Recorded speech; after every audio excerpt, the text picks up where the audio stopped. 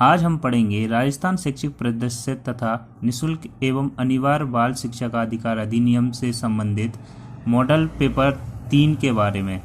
हमारा पहला क्वेश्चन है, निम्नांकित में से कौन सा कथन विद्यालय मानचित्रण के संदर्भ में सही नहीं है?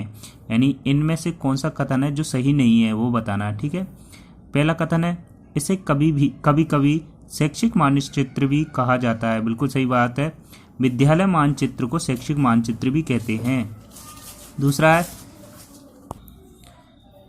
यह स्थानीय, क्षेत्रीय और राष्ट्रीय स्तर पर किया जा सकता है। बिल्कुल सही बात है, स्थानीय, क्षेत्रीय और राष्ट्रीय स्तर पर विद्यालय मानचित्रण किया जा सकता है।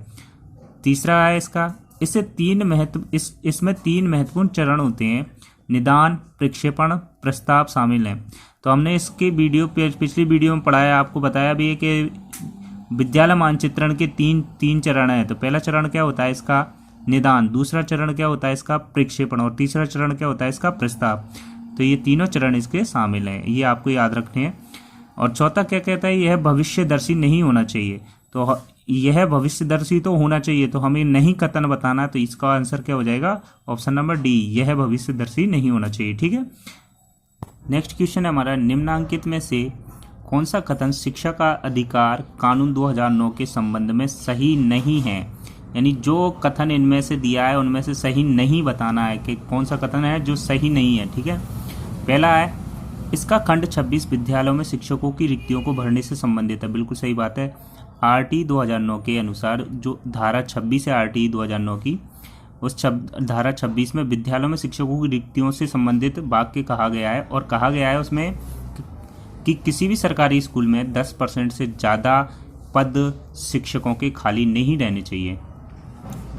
दूसरा क्या है, इसका खंड 28 शिक्षकों के द्वारा निजी तंत्र को प्रतिबंधित करता है। बिल्कुल सही बात है ये भी, कि इसकी जो आरटीई एक्ट की जो धारा 28 है वो शिक्षकों मतलब सरकारी अध्यापकों को किसी भी प्राइवेट संस्था से संबंधित नहीं होना चाहिए, ये कहती है। ठीक है, तीसरा है इसका अध्याय 3 पाठ्यक्रम एवं मूल्यांकन प्रक्रिया से संबंध है। तो ये गलत हो जाएगा इसका, क्योंकि जो अध्याय 3 है आरटीई का, उसके अनुसार समुचित सरकार और स्थानीय प्राधिकारी तथा माता पिता से संबंधित है। जो अध्याय 3 है वो किस से संबंधित है, समुचित सरकार, स्थानीय प्राधिकारी और माता पिता के कर्तव्यों से। तो इसका ऑप्शन नंबर 3 गलत हो जाएगा, यानी कि इस सवाल का आंसर क्या हो जाएगा, ऑप्शन नंबर 3। चौथा भी पढ़ लेते हैं कि इसका अध्याय 4 बच्चों के अधिकारों के संरक्षण से संबंधित है। तो बिल्कुल सही बात है, अध्याय 4 में कहा गया बच्चों के अधिकारों के संरक्षण से संबंधित है। ठीक है, नेक्स्ट क्वेश्चन है हमारा, प्रबंधन का पोस्ट कोर सूत्र निम्नांकित में से किसने दिया था? तो आपको बताया है, हमने पिछली वीडियो में भी बताया पोस्ट कोर के बारे में कि ये सूत्र किसने दिया था, लुथिर गुलिक और उर्विक ने। किसने दिया था, लुथिर गुलिक और उर्विक ने।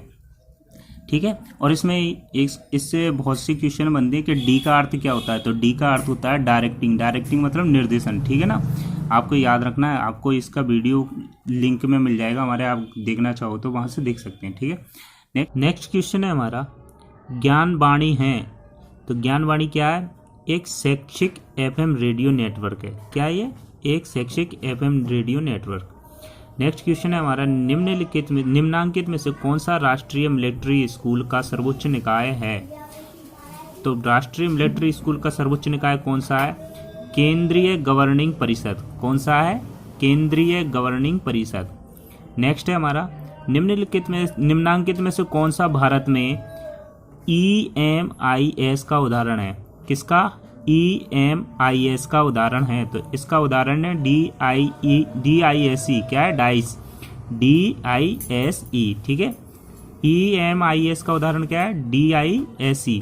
ठीक है, नेक्स्ट क्वेश्चन है, विद्यालय मानचित्रण के नैदानिक स्तर पर निम्नांकित में से कौन सा कार्य समाहित नहीं है? कौन सा कार्य समाहित नहीं है बताना है। ठीक है ना, तो विद्यालय मानचित्रण के नैदानिक स्तर पर विद्यालयों की वर्तमान आवश्यकता का अध्ययन करना, ये तो है। विद्यालयों की वर्तमान आपूर्ति का अध्ययन करना, ये भी इसका कार्य है। विद्यालयों की वर्तमान आवश्यकताओं के भौगोलिक वितरण का अध्ययन करना, ये भी इसका कार्य है। विद्यालय के नेटवर्क में संशोधन करना, ये इसका कार्य नहीं है। तो विद्यालय मानचित्रण के नैदानिक स्तर पर विद्यालयों के नेटवर्क में संशोधन करना इसके कार्य में समाहित नहीं है। तो इसका आंसर हो जाएगा ऑप्शन नंबर डी। नेक्स्ट है हमारा, भारत स्काउट एवं गाइड की स्थापना कब हुई थी? तो भारत स्काउट एवं गाइड की स्थापना 7 नवंबर 1950 को हुई थी। कब हुई थी? 7 नवंबर 1950 को। नेक्स्ट क्वेश्चन है हमारा, निम्नांकित में से कौन सा जिला CTE यानी कि अध्यापक शिक्षा महाविद्यालय उदयपुर को आवंटित नहीं है? तो CTE को आवंटित कौन सा जिला नहीं है? उदयपुर है, कोटा भी है, पाली भी है, लेकिन भरतपुर नहीं है। ठीक है ना। नेक्स्ट है हमारा, निम्नांकित में से कौन सा विभाग SIERT का नहीं है? यानी कि SIERT उदयपुर में नहीं है। ठीक है ना। उदयपुर में जो विभाग नहीं है SIERT का वो बताना है। तो अध्यापक शिक्षा विभाग ये तो उदयपुर में है, अध्यापक शिक्षा विभाग उदयपुर में, विज्ञान एवं गणित विभाग ये भी उदयपुर में, पाठ्यक्रम एवं मूल्यांकन विभाग ये भी उदयपुर में, स्त्री अध्ययन विभाग ये उदयपुर में नहीं, यानी कि ये है ही नहीं। ठीक है ना। तो इसका कौन सा, ऑप्शन नंबर डी इसका सही आंसर हो जाएगा, स्त्री अध्ययन विभाग नहीं है। ठीक है ना। नेक्स्ट है हमारा, निम्नांकित में से किस वर्ष में मिलिट्री स्कूलों का नाम परिवर्तित करके राष्ट्रीय मिलिट्री स्कूल किया गया? यानी कि इनमें से किस वर्ष में मिलिट्री स्कूलों का नाम बदल करके राष्ट्रीय मिलिट्री स्कूल किया गया? तो वो सन था 2007 से। कब किया? 2007 में। अगर वीडियो अच्छा लगा हो तो लाइक करें, हमारे चैनल को सब्सक्राइब करें। धन्यवाद।